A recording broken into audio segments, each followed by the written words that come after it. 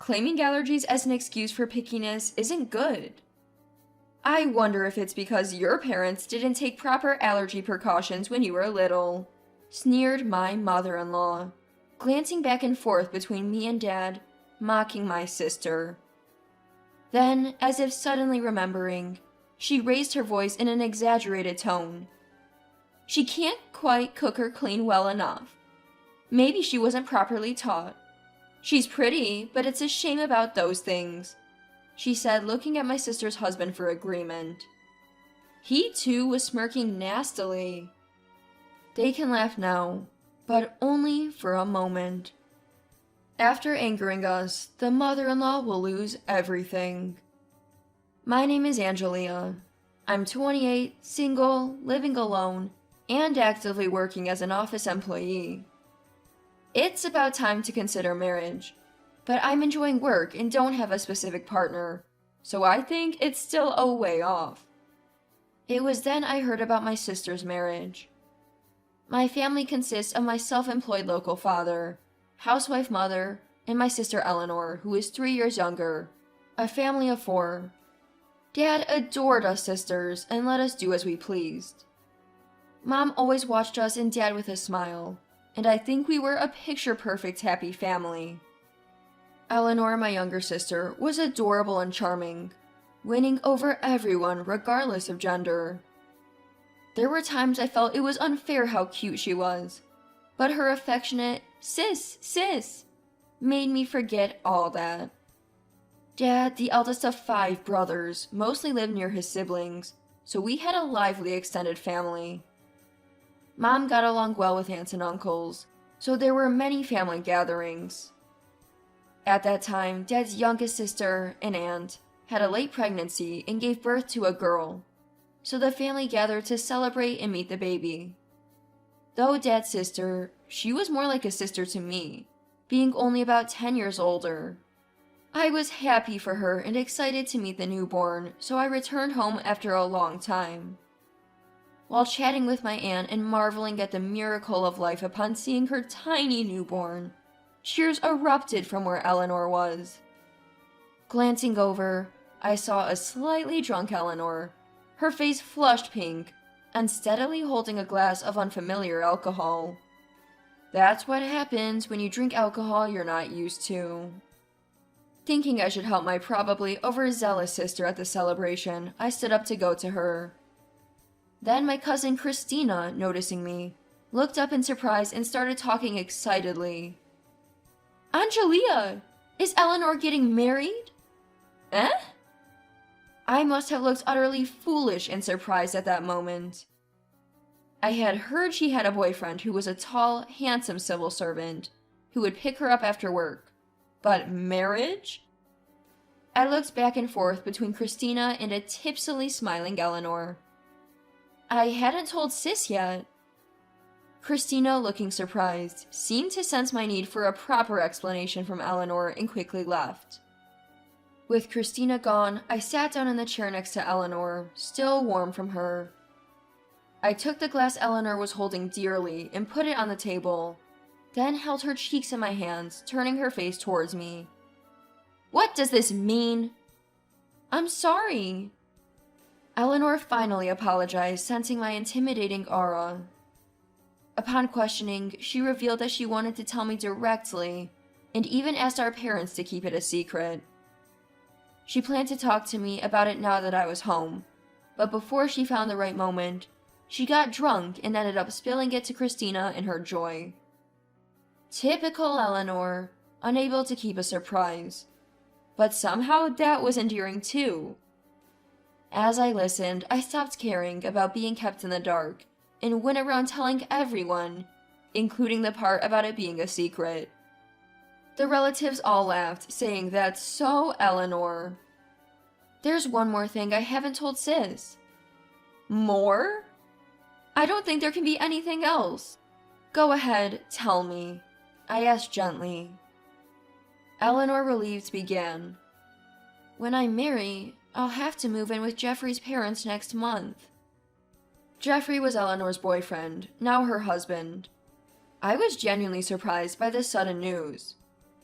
Living with his parents? Are you sure it's okay? Eleanor reassured me with a smile, saying she had met them several times and they were wonderful people. Eleanor's marriage announcement and the upcoming move meant she wouldn't be able to come back for a while, so that day we all had a great time. I heard this story at the beginning of last month, so she must have moved by now. I was thinking of calling her soon when my mobile phone rang. It was just before midnight. Who could it be at this hour? I wondered, peering at the screen showing Eleanor. As I thought about the incredible timing and tapped the call button. Hello? I was surprised. Before her voice, I heard Eleanor sniffling, clearly crying. Sis, sorry for calling you out of the blue. Her voice was a little shaky, as if she didn't want me to know she was crying. I could tell she was trying to sound upbeat, despite being on the phone. It's totally fine. What happened? I asked, trying to sound normal so as not to worry her. Actually, I'm at the hospital right now. Eleanor's voice broke, and she started crying. Hospital? Why? Is her husband with her? I had many questions, but I decided to listen first. I was rushed here. I'm sorry, but could you come pick me up? I wondered why she asked me instead of her husband or in-laws, but I guessed they couldn't. I asked for the hospital's name and told her I'd be right there. It was late at night, so I got to the hospital quicker than expected. Eleanor was sitting small in the hospital lobby. I rushed over to her immediately. Up close, she looked much thinner than last month, and her face was pale and exhausted. I sat beside her and asked if she was okay. I'm sorry for calling so late, but I'm feeling better now. That's good, but why were you rushed here? She didn't seem to have any major injuries, so I asked what had happened. The next words from Eleanor made me doubt my ears. I ate nuts. I blurted out, "What?" Eleanor has a nut allergy. We've always been careful with her allergy, and nuts were never on our family's table. Why? Did you eat them by mistake? No, Campbell. My mind went blank. I couldn't believe someone would knowingly give her nuts. I asked if she had told mother-in-law Campbell about her allergy, and Eleanor, with tears in her eyes, turned to me and said, "Of course I did. But she said that using allergies as an excuse for pickiness isn't right." Eleanor continued, saying that even when she looked to Jeffrey for help, he just said nuts are delicious and she should eat them. Feeling pressured and thinking a small amount might be okay, she ate them. Then my breathing got worse, and when I asked to go to the hospital, no one listened, so I called an ambulance myself. Campbell even accused her of faking her illness to make her look bad. I didn't want to go back to that house, so I called you, sis. I'm sorry. As Eleanor cried and apologized, I held her hand and assured her it was okay. My hand holding Eleanor's trembled with anger. Let's go back to my place for now. Is that okay? Yeah, thank you, sis. So we decided to go back to my place in my car, and on the way, I suggested consulting Dad about everything tomorrow. Eleanor was worried about troubling our parents, but I convinced her that not saying anything would worry them more. The next day, after calling in sick to work, I left with Eleanor for our parents' house. Dad, surprised to see Eleanor, greeted us at the door. Sensing something was wrong from Eleanor's condition and my serious face, Dad quickly let us in. After telling Dad everything, he muttered a quiet acknowledgement, having listened silently. Are you feeling better now? Stay home and rest today, he said. Eleanor nodded and Dad gave her a comforting smile. Then, turning to me, he said he needed to talk. Angelia, are you off work today? Yes, but why? He wanted me to accompany him to get Eleanor's things, reasoning that there might be female-specific items she'd need. Of course, I agreed to go with Dad. To Eleanor, who looked a bit worried, I said, "Don't worry. You look pale, so rest and eat Mom's cooking, okay?" Eleanor smiled weakly, understanding. While I was worried for her, I got into Dad's car and we headed for Eleanor-in-law's house. The car ride was mostly silent, but I could tell Dad was quietly angry. Arriving at the in-laws, we rang the doorbell and Jeffrey came out. "Sister-in-law? And Marcus too?" He seems like the same smiling, good-natured young man I'd met once. I wondered if he really lacked understanding about allergies and couldn't protect Eleanor when needed. "Hello, about Eleanor." "Eleanor hasn't come home. Do you know where she is, sister-in-law?" Jeffrey interrupted, as if inconvenienced by Eleanor's absence. Biting back a retort about contacting us first if he was worried, I calmly replied, "Eleanor is at her parents' house now. After being rushed to the hospital, I picked her up and she stayed at my place." Jeffrey laughed out loud at my words. "Emergency transportation for nuts? That's an exaggeration. It wasn't serious enough to call an ambulance," Jeffrey said dismissively.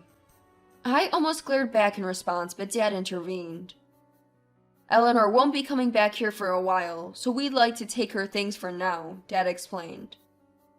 Jeffrey seemed shocked at this. "Not coming back?" As Jeffrey began to confront Dad, a voice sounded from inside. "Jeffrey, what's all this commotion about?" It was Jeffrey's mother, Campbell, rushing in with loud footsteps. Campbell's face momentarily showed disgust at seeing me and Dad, but she quickly forced a smile. "Well, well, Eleanor's dad and sis, isn't it?" Though I was taken aback by Campbell's initial reaction, we exchanged greetings. "Mom, Eleanor's upset about yesterday and says she's not coming back," Jeffrey complained in a whiny tone. I had a bad feeling and secretly started recording on my mobile phone, which was set to record mode in my pocket. "Yesterday's issue? You mean the nuts? Eleanor is just picky, calling it an allergy." Campbell continued, her smile from before still in place. "She only wanted to eat some delicious nut-filled bread. Eleanor's issue isn't about being picky. She's had a nut allergy since childhood, reacting even to food prepared with utensils used for nuts, so we've always been careful," I said, barely containing my anger. Jeffrey butted in. "Well, about that, when I was little, I had a milk allergy, but Mom gradually introduced it to me, mixing it into food, and I overcame it," he boasted as if praising his mother. Campbell laughed along, agreeing. "Maybe Eleanor's nut allergy is because her parents didn't take proper precautions when she was small, right?" Campbell said with a sneering smile, looking between me and Dad. Then, as if remembering something, she raised her voice artificially. "Eleanor's cooking and cleaning were never great. Maybe she wasn't properly taught." "Pretty face, but such a shame," she said to Jeffrey, who smirked nastily. Feeling like I would explode if I stayed any longer, I announced that we would take Eleanor's belongings and asked Jeffrey to show us where they were. "It's fine. Eleanor needs to overcome her allergy and learn housework," Campbell said cruelly before disappearing inside. Quickly gathering Eleanor's things, I left the in-laws' house as if escaping. On the drive back, I was filled with anger, but Dad seemed even more furious. Dad, who usually drives safely, was unusually aggressive on the road. When we got back home, Eleanor rushed to greet us. She immediately sensed something had happened, and repeatedly asked if we were okay. "What are you planning to do now, Eleanor?" Eleanor looked as if she remembered something, then looked down. "Honestly, they didn't seem concerned about you at all," I said. Eleanor looked up with a bitter smile and responded, "I guess I was hoping for too much, huh? It was never going to work out." It was probably just as I had imagined, and she had a few tears in her eyes as she looked into the distance. Considering how Campbell spoke, it wasn't just this incident, but maybe there have been problems before. They threw away my food because it was too flavorful, and they spilled drinks on areas I just cleaned, she said. It was as awful as I had feared, almost too painful to hear. But I always thought we'd understand each other someday. Seeing Eleanor's tired smile made me realize how much she had endured. But after this, I realized we'll never understand each other. I think I want a divorce, she said, almost relieved. Dad nodded deeply, acknowledging her strength. You've done well so far. Leave the rest to me, he said. Eleanor and I were surprised and looked at Dad, who had a mischievous smile as if he had a plan. A few days later, Dad said we were going to pick up Eleanor's furniture, and we drove to her in-laws' house. Hey, won't we need more than 3 people to move the furniture? Dad laughed heartily.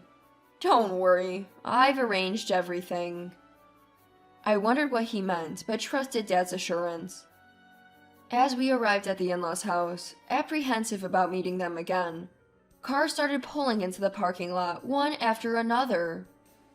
The rural home had a spacious parking area, quickly filling up. Eleanor and I were surprised when our relatives started getting out of their cars.